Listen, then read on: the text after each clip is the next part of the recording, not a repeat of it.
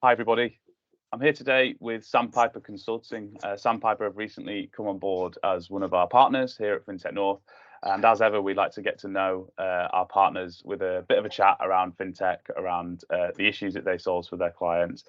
So firstly, I just want to say thanks to Paul, Andrew and Peter as the founding partners of Sandpiper for their support of FinTech North. And I think I'll get straight into some of my questions. So Paul, tell us the Sandpiper story. Tell us, why did you start the business? Yeah, so Sandpiper is kind of the three of us have all worked in change and transformation across project management, which is more kind of my expertise, more the analysis and product ownership side, which is Pete, and optimization, which is mainly Andrew's sort of bag, mainly in financial services. So a lot across sort of insurance, banking, technology, lots and lots of different implementations over the years. And kind of along the way, we've built a network of tried and trusted change professionals. We've obviously worked with lots and lots of different teams, so we've built a really strong network there as well. So kind of everybody's there sort of working independently on different projects. So we thought actually the next sort of logical step for us would be to try and sort of consolidate all that knowledge and experience and network as well into the consultancy. And that's kind of where Sandpiper was born a few years back. So really what we want to sort of do is offer a credible and cost-effective alternative to the sort of larger established firms. We've got very sort of low overheads. We've got primarily a remote workforce as well, so that's spread right across the UK. So we've got a very large pool with which to sort of find our associates. So yeah, I mean ultimately it's sort of partnering with businesses to either advise on their change strategy, or just to help them build out effective teams that can kind of work together and deliver that lasting value. So it's kind of been the sort of usual journey of people working lots of quite long careers in change and transformation, then working as sort of independent consultants, and then sort of bringing all that together to offer a more rounded service to businesses. So that's sort of where we've been and where we've got to in a couple of minutes. No, nice one. Well, it's great to have that experience and your perspective on on issues facing companies within the FinTech North community. Just sort of thinking about chats that we've had. We talked earlier about some of the problems and some of the issues that you solve for your clients. So you've touched on a few of them there, but do you want to expand upon that a little bit? And I guess sort of through a lens of obviously the majority of your clients are in financial services and fintech, aren't they? So yeah, do you want to take that one? Yeah, definitely. So there's been a lot of our clients have spent a lot of time and effort and put a lot of thought into their overall strategy, in terms of where they want to be in 3 to 5 years' time. What we then sort of come in and help with really is, how do you translate what's quite a high level, or can be quite a high level strategy, into a collection of projects that are led by value, and prioritized by things like benefits and cost reduction. It could be risk reduction. It could be time criticality. So there's a lot of work that we kind of do to work with them to get that next level down from the strategy and actually turn that into the reality of some actionable projects. We do that through a number of different ways. We conduct kind of rapid discovery and project stand-ups with them. Quite often we find that their internal teams are sort of at capacity and completely busy with everything that they need to do and keep the lights on. And that sort of reduces their ability to then go after some of these sort of new and exciting product launches, because they just don't have the people to do that. So kind of through our network of professionals, that's where we sort of help then bring in and sort of bolster those teams to help bring them that capacity as well. Work with lots of different sort of clients in terms of looking at their change delivery methodology, making recommendations around that, introducing some sort of new tools and techniques. So what we found through the sort of pandemic was that a lot of online tools, such as Miro for visualization, things like Jira and Confluence for kind of, obviously where you're storing everything and how you're managing that workflow through. Those were quite new sort of tools to a lot of our clients as well. So we did help them embed those and make the best use of those.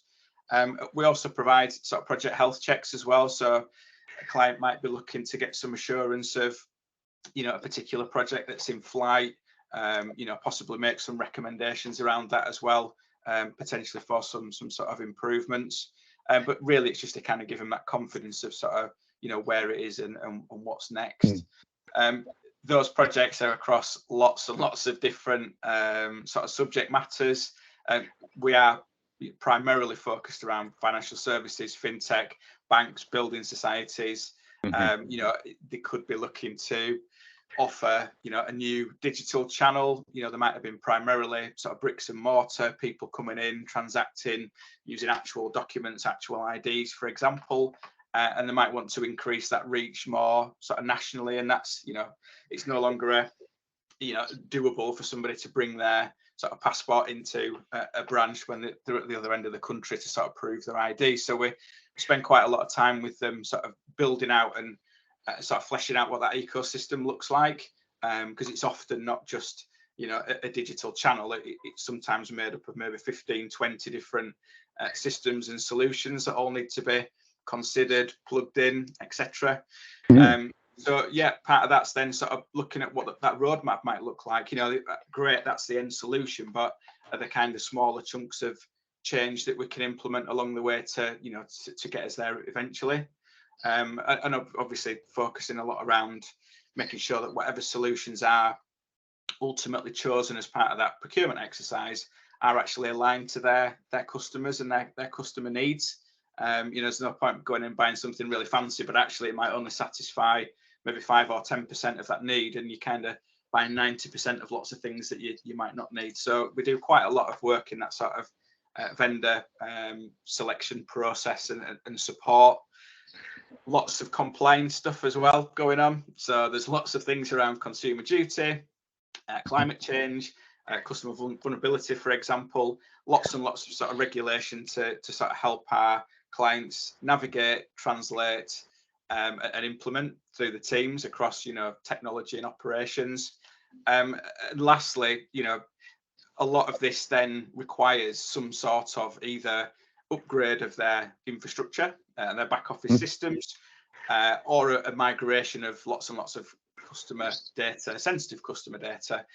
So we do a lot of work around that and ensuring that it's a safe and controlled movement of that sensitive customer data. Everything needs to work the same from one system to another. Interest needs to be calculated correctly, etc. So there's a lot of sort of testing, oversight, and support there as well. So yeah, we're very, very busy. Lots of our clients have very similar challenges. So what we can kind of bring perhaps from one to another is then sharing that knowledge across the different clients, as in terms of how we would approach some of that regulatory change, for example. We can kind of benefit many as opposed to just one client on that. Brilliant. No, thank you, Paul. That was the kind of breadth and depth of your expertise really came through there, which is good because we want to kind of, my next question relates to that quite considerably, and I'll ask it to you, Peter. Thinking about all of that, I guess, who in the community, are you guys looking to meet? Obviously, we've got a community of over 5,000 people across the north of England. There's probably over 400 fintechs in our community who are spread across the north. Who are you looking to meet? And I suppose what can the FinTech North community do to support you and kind of get involved and engage with you guys? Yeah, so I think whilst we've primarily, as Paul said, work within the financial sector, we do obviously carry out a lot of digital transformation programs of work as well. And so I think becoming a part of the FinTech North community, we're really keen to work with, I suppose, or get to meet as many of those partners as we can do, and really enable those other partners of yours to understand what we do in a bit more detail. We believe that we've got a really good strength with regards to working with organisations, again, primarily from financial sector, but we have done projects and programmes of work in different sectors as well, like healthcare, for example. And I think one of the things that we really are strong at bring to the table is, as Paul said, organisations spend an awful lot of time and money on their strategy, and trying to then digitize the business or do some sort of big transformational change can sometimes mean that things don't go to plan. And I think one of the things that we take very seriously, and we know our clients have a lot of trust in us, is to actually make sure that we can make that strategy reality. And so I think with regards to the FinTech North partnership group, yes, we're very familiar within financial services. Yes, we're very familiar with working with FinTech organisations and digital organisations, but we can and we will, obviously now being a part of that group, want to reach out and really get to know the partners within that community and get them to know more about what we actually do. We are keen on building partnerships with different organisations, maybe enter into joint ventures as well. And we're extremely big on collaboration. So, we already collaborate with a number of different organisations.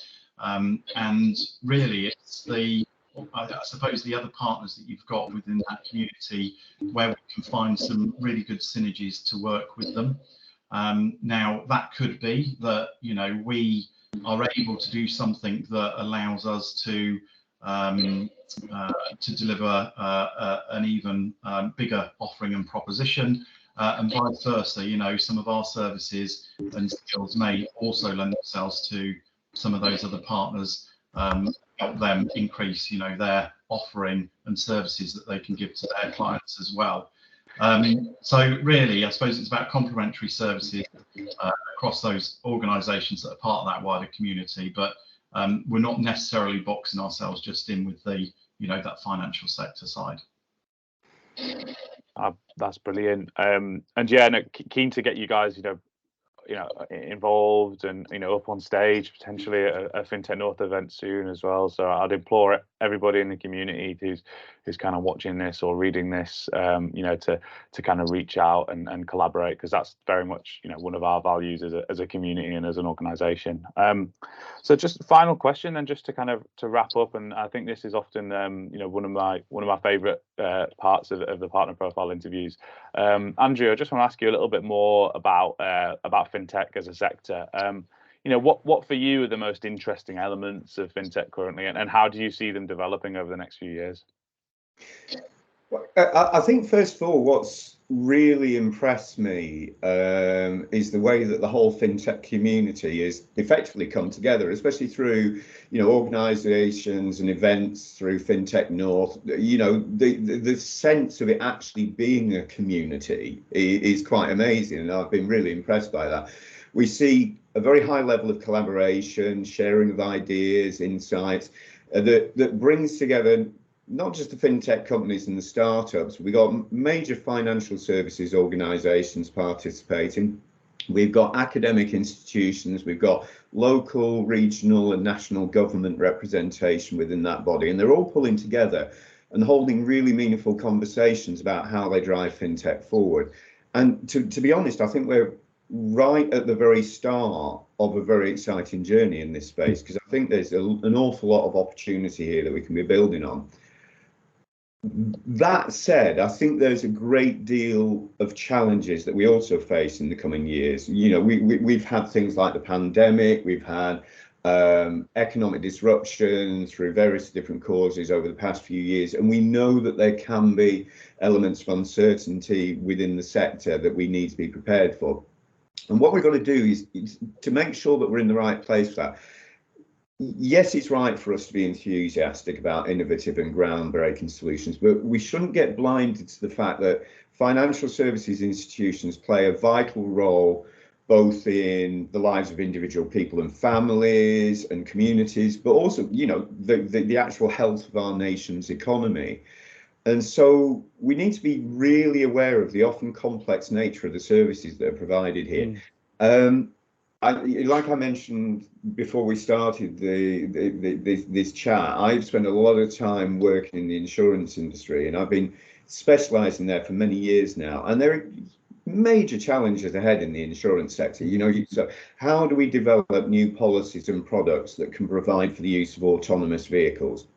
How we manage our supply chains more sustainably, and you know, things like green spares for motor repairs. We might be looking at things like the use of AI in accident and liability assessment, or how we manage the emergency repair services for homes more effectively. All of those sort of things are, you know, big opportunities in the fintech sector to be exploring. And without that sort of holistic view and a forward-thinking perspective, we run the risk of perhaps focusing too much on developing single-issue solutions, rather than tackling both the magnitude but also the opportunity that, you know, the future is going to provide for us. And this is why, I mean, at Sandpiper, we're going to be launching a new initiative later this year. It's called the Centre for Systemic Change. And we'll be building on what we're already doing, what Peter and Paul have already been talking about, what we already do in providing that strategic change consultancy expertise for our clients. And the Centre for Systemic Change will support clients in shaping their future visions with all the market and social challenges in mind, building systemic pathways of change that embrace innovative fintech solutions, but in the context that they underpin genuine and wider organisational and service transformation. We want to equip our clients with the thinking and the skills to shape their organisations and sort of really take advantage of the creativity and innovation in the fintech sector, and drive sort of genuinely groundbreaking services that are sustainable, inclusive. That was the theme of our last FinTech North leads, the inclusivity, and also obviously commercially beneficial. So, you know, for me, in short, I think it's a really exciting time to be involved in fintech, but it's also an exciting time for us at Sandpiper too, building those relationships, coming up with our new strategies for what we can do to really enable our clients to move forward and embrace the opportunities out there. So I'm looking forward to the next few years. Oh, brilliant! Great note to end on, and likewise, we're looking forward to getting you guys more involved in our community. So yeah, like I said, massively implore you know, any of the fintechs or indeed financial services organisations within our community to reach out to the team at Sandpiper, and we'll be including your contact details on the article. So thanks for your time. It's great to chat to you all, and yeah, we'll be seeing you guys at FinTech North event soon. Thanks, Joe. Thanks, Joe.